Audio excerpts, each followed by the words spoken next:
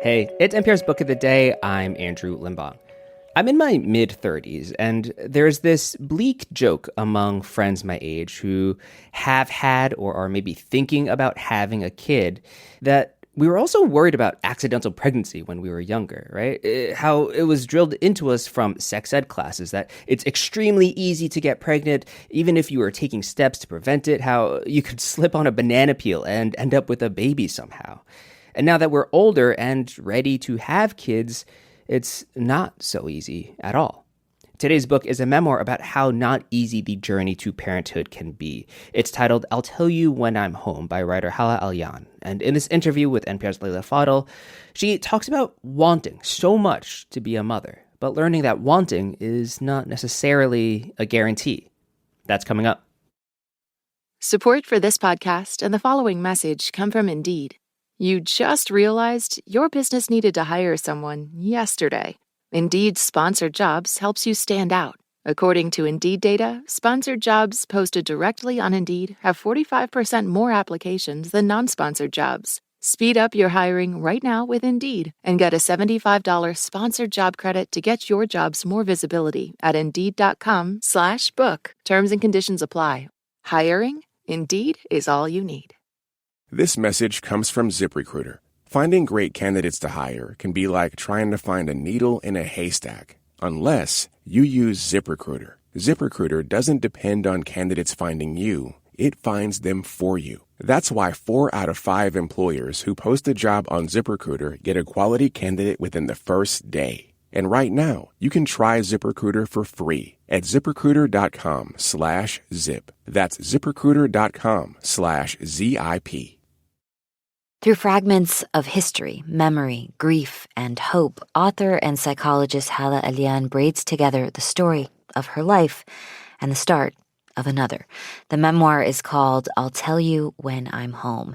In it, Alyan writes of the exile of her Palestinian ancestors and her family's life of repeated displacement through force or war from Gaza, from Kuwait, from Lebanon. Her search for home is framed through Alyan's struggle to get pregnant, the many miscarriages, and then a new life through surrogacy, a baby named Leila.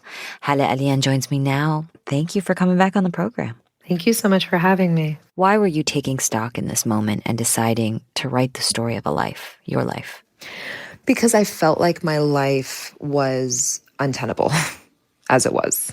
Because I felt like I had been sleepwalking for several years and then looked around and saw that I was in the midst of infertility, in the midst of several miscarriages, that I was longing and longing for an experience that I wasn't sure was going to come.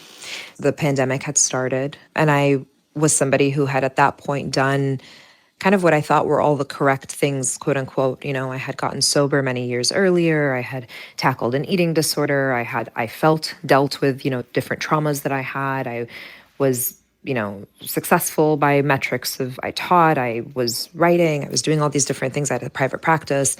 And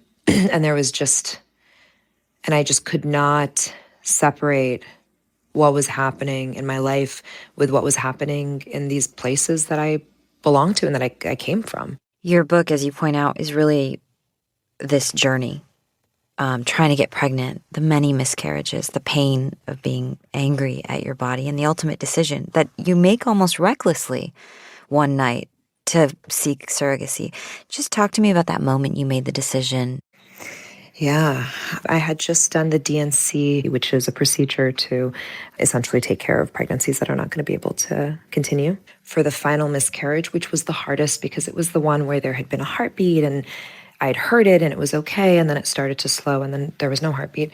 I come home and I was still, I had just done anesthesia. I was kind of groggy and whatever. And just before I could even really process of what I was doing, I emailed. So I had contacted a surrogacy agency months earlier, and I just wrote them and was like, I'm ready to go. What was it like for you not to carry yourself? You write a lot about your body and this journey. I began the surrogacy process, and then as the months went on, I started to understand the implications.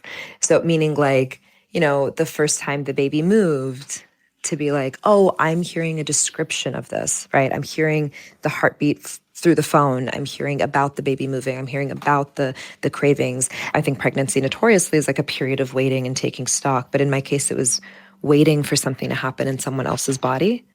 And that tension started to really echo for me a lot of the metaphors of like exile and displacement and what it felt to be kind of, to be a little bit locked out of the experience while also being kind of breathlessly grateful that it was still happening.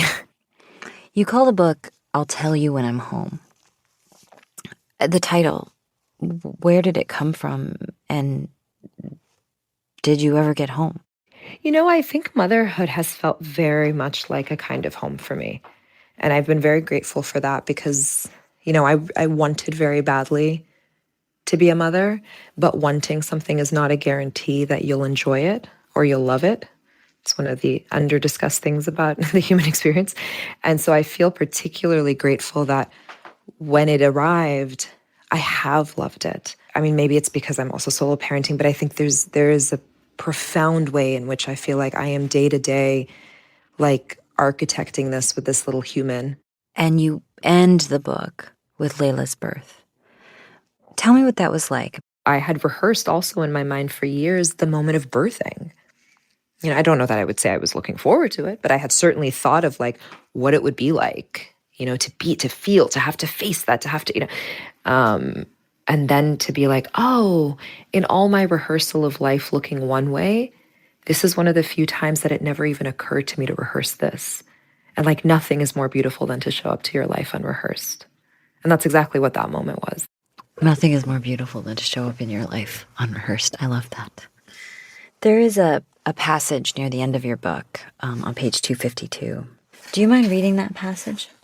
In you is the story of sailors, occupiers, the occupied, the people who never left, the people who were made to. You will learn to live within this, as we all do. You come from people that love the way moons pull tides, or else the way that tides are pulled by the moon, and someday you will have to reckon with your own unruly heart. I have no advice to give, save one thing. Don't exile anything. Turn the sun of your attention briefly, sometimes briefly, on all that awakens your love. This is your birthright, Leila. You will have to hunt for many things, excavate them in others or yourself, but not your mother's truth. I'll leave that right in the open for you to see.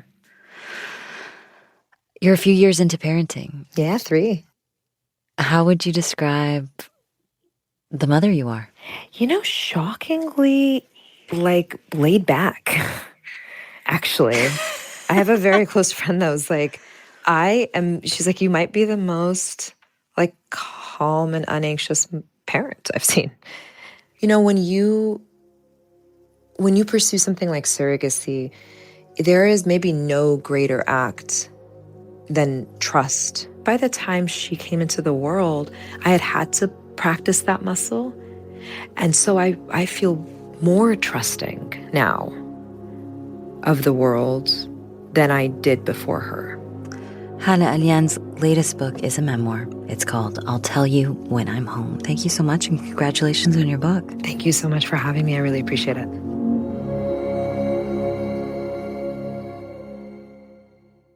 This message comes from Mint Mobile. Mint Mobile took what's wrong with wireless and made it right. They offer premium wireless plans for less, and all plans include high-speed data, unlimited talk and text, and nationwide coverage. See for yourself at mintmobile.com/switch. This message comes from First Leaf. Summer days hit better when First Leaf takes care of the wine for you. First Leaf's short quiz figures out what you like, then delivers a summer-ready box. Bright whites, smooth reds, and chillable bubbles. No wine aisle guessing, no errands. Just personalized picks shipped to your door. Get your summer sip lineup at tryfirstleaf.com/summertime with promo SUMMERTIME. Your first 6 bottles are just $44.95 and are matched exactly to your taste. That's tryfirstleaf.com/summertime with promo SUMMERTIME.